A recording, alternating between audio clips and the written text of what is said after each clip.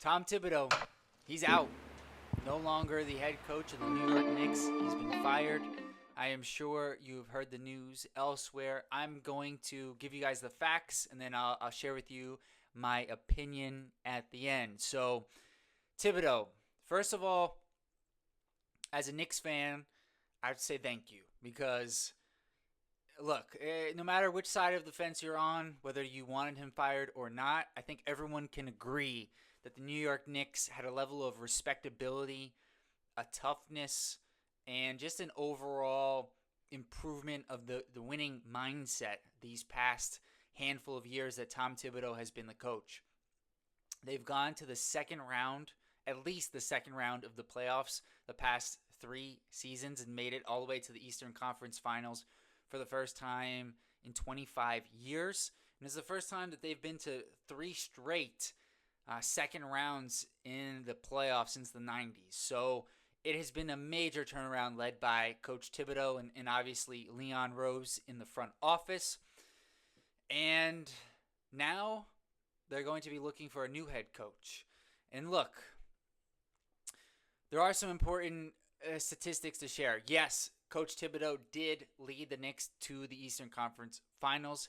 However, the regular season left a lot to be desired. 0-10 against those top three teams, the Cavs, the Thunder, and the Celtics. Now, they did beat the Celtics in the playoffs, but I do think the front office kind of looked at that. They looked at the fact that over the entirety of the playoffs, the Knicks' point differential was even. The Pistons series, incredibly close. The Celtics series, incredibly close. The Pacers series, incredibly close. And so what that says to me is it was hard for the front office to look at this run and say, yeah, we made it to the Eastern Conference Finals. We feel confident we can get back there. I think they looked at it and said, there's just as much of a likelihood that we lose in the first round next year as we were to even get to the second round. Now, the Eastern Conference, I don't think, obviously, a lot can happen in the summer, but with where the Celtics are at, with Jason Tatum's injury, with what they have to do with their payroll, I do think there will be an opportunity behind the Pacers because, listen, at this point, we have to credit the Pacers. I think they're the number one team entering next season, depending on what happens in the finals here in the East. And lastly, on Thibodeau, look, just last summer, they gave him an extension. And he still has 3 years and about $30 million left on that extension. So, for Dolan to okay this move, he is saying he's willing to spend, which says a lot about where Dolan is with this team, with this franchise.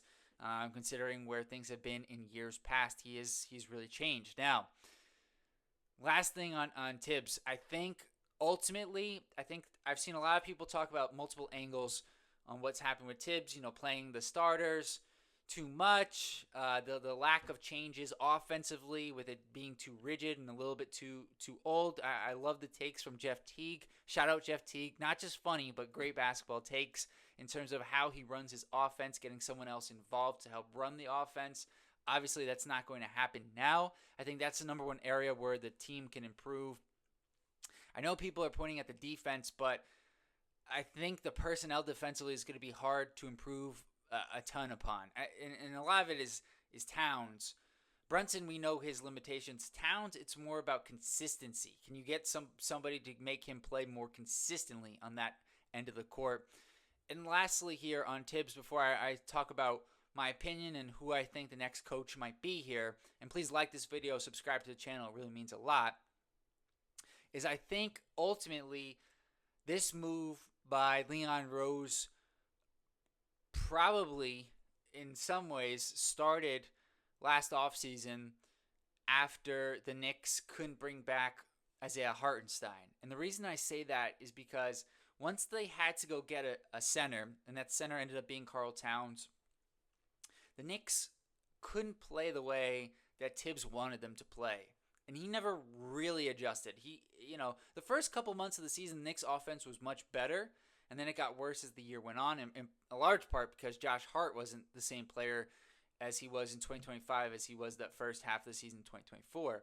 But to me, with Hartenstein leaving, this is just a very different roster. You got to incorporate Mikal Bridges. You got to incorporate Towns. And I think, talking about a new voice, I think that makes sense. Now, for me, that new voice, who could it be? What do I think they need to do? Number one, I think that new voice has got to change how the Knicks offense flows and get OG and Mikal more involved early on. I think back to the Cleveland Cavaliers days with Love and Kyrie and LeBron, where they would make Kevin Love the focal point in the first quarter, knowing that he was going to get the ball less as the game went on, and it was in Kyrie and LeBron's hands. I think that makes a lot of sense for what the Knicks need to do moving forward. Get the ball in Mikal and OG's hands and still let Brunson be your closer in the fourth quarter. I think that makes a lot of sense. Now, who do I think this coach could be? I think there's one obvious name everyone's going to talk about, Mike Malone. I think it makes some sense, being that he coached a somewhat similar team in the Denver Nuggets, an offensive-minded team that need to be good enough on defense. But you got to improve this offense to be really where this team needs to be.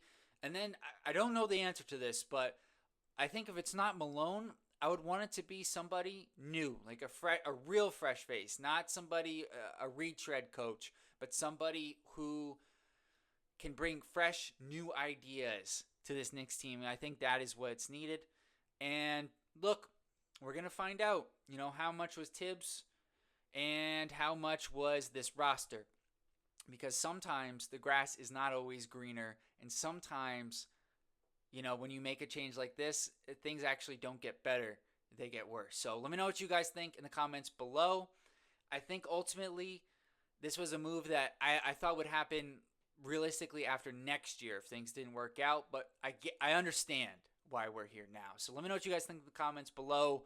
Like this video, subscribe to the channel. Until next time, peace.